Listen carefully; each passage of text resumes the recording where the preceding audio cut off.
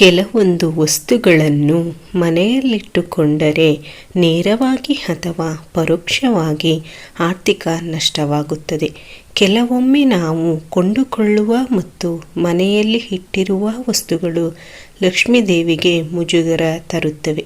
ಇದರಿಂದ ನಮಗೆ ಧನಹಾನಿ ಉಂಟಾಗುತ್ತದೆ.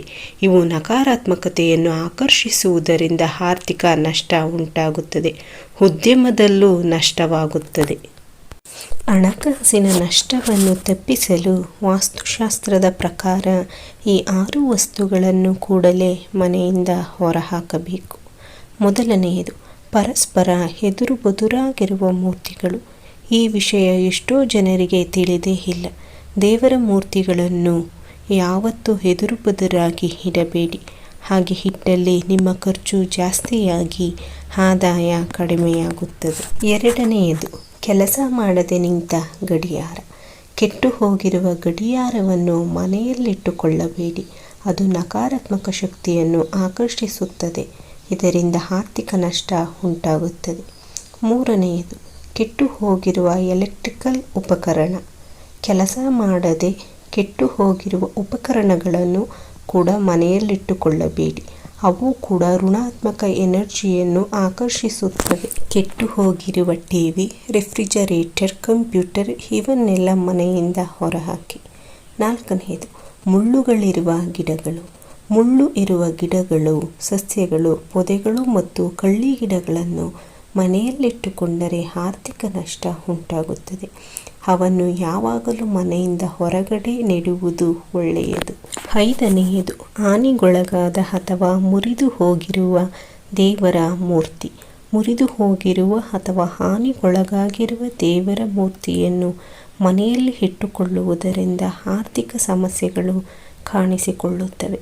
ಅಷ್ಟೇ ಅಲ್ಲ, ಹರಿದು ಹೋಗಿರುವ ದೇವರ ಫೋಟೋ ಅಥವಾ ಪೋಸ್ಟರ್ಗಳನ್ನು ಕೂಡ ತೆಗೆದುಹಾಕಿ.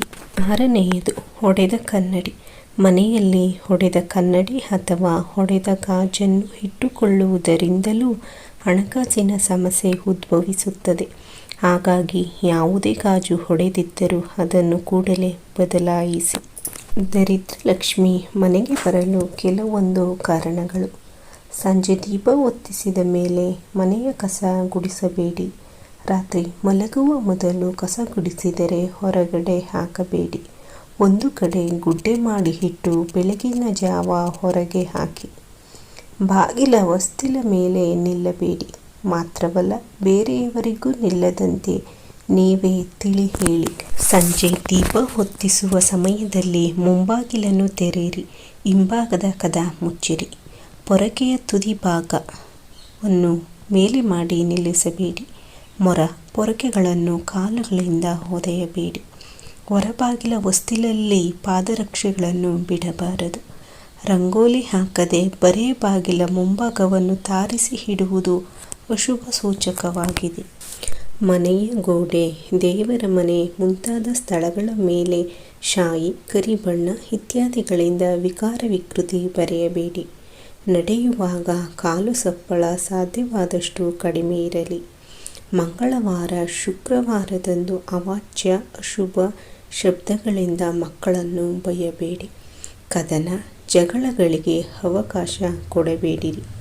ದವಸ ಧಾನ್ಯಗಳನ್ನು ಕಾಲಿನಿಂದ ಒದೆಯಬಾರದು. ಕೈ ಕಾಲು ಬೆರಳುಗಳ ಉಗುರುಗಳನ್ನು ವಿಪರೀತ ಬೆಳೆಸಬೇಡಿ ಹಾಗೂ ಉಗುರುಗಳನ್ನು ರಾತ್ರಿಯಲ್ಲಿ ಶುಕ್ರವಾರ, ಮಂಗಳವಾರ, ಶನಿವಾರಗಳಂದು ಕತ್ತರಿಸಬಾರದು. ಮನೆಯ ಮಧ್ಯೆ ಸ್ಥಳಗಳಲ್ಲಿ ಬೀಸಾಡಬಾರದು.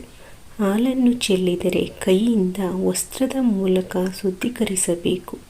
ಕೆದರಿದ ಜಡೆ, ಕೂದಲು, ಕುಂಕುಮವಿಲ್ಲದ ಹಣೆ, ಅರಿಶಿನ ಹಚ್ಚದ ಕೈಕಾಲುಗಳು ಇವೆಲ್ಲ ಮಹಿಳೆಯರ ಅಶುಭ ಸೂಚಕವಾಗಿದೆ. ಚಾಪೆ, ಹಾಸಿಗೆ, ಸೋಫಾ ಮೇಲೆ ಕುಳಿತು ಧ್ಯಾನ ಪೂಜೆಗಳನ್ನು ಮಾಡಬೇಡಿ. ಸೂರ್ಯೋದಯಕ್ಕೆ ಮುಂಚಿತವಾಗಿ ಎದ್ದೇಳಿ.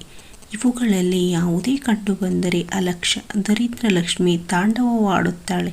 ಆದ್ದರಿಂದ ಶೀಘ್ರವಾಗಿ ಸೂಕ್ತವಾಗಿ ತಿದ್ದುಪಡಿ ಮಾಡಿಕೊಳ್ಳಿ. ಈ ಸಂಕ್ಷಿಪ್ತವಾದ ಮಾಹಿತಿ ನಿಮಗೆ ಇಷ್ಟವಾಗಿದ್ದರೆ ದಯವಿಟ್ಟು ನನ್ನ ಚಾನಲನ್ನು ಸಬ್ಸ್ಕ್ರೈಬ್ ಮಾಡಿ, ಲೈಕ್ ಮಾಡಿ, ಶೇರ್ ಮಾಡಿ. ಧನ್ಯವಾದಗಳು. ನಮಸ್ಕಾರ. ಧನ್ಯವಾದಗಳು.